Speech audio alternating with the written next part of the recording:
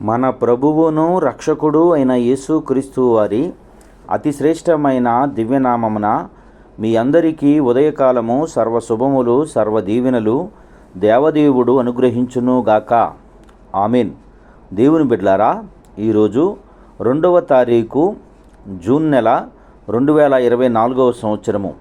ఈరోజు దేవుని వాగ్దానము యెషయా గ్రంథము 54వ అధ్యాయము 17వ వచనము.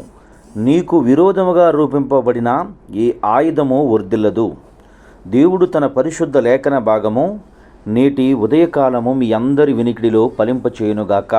ఆమేన్. దేవుని బిడ్డలారా, దేవదేవుడు తెలియచేస్తున్నటువంటి మాట, నీకు విరోధముగా రూపింపబడిన ఈ ఆయుధము వర్ధిల్లదు అంటున్నాడు.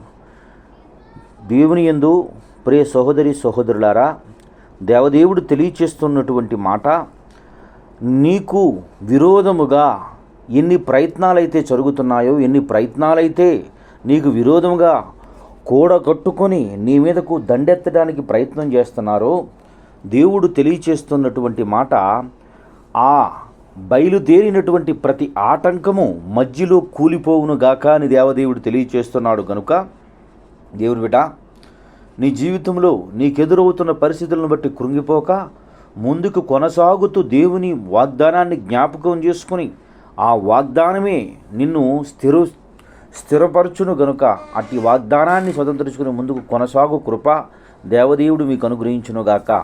ఆమేన్. తండ్రి, నీకు వందనాలు, స్తోత్రములయ్యా.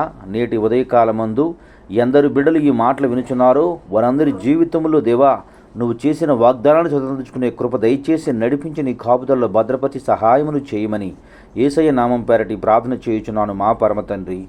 ఆమేన్. మన తండ్రి అయిన దేవుని ప్రేమయు, కుమారుడు యేసుక్రీస్తు వారి కృపయు, పరిశుద్ధాత్మ తండ్రి అన్యోన్య సావాసం ఇప్పుడును ఎల్లప్పుడూ మన సన్నిధి సదాకాలం తోడైండి ఎంబడించి నడిపించునుగాక.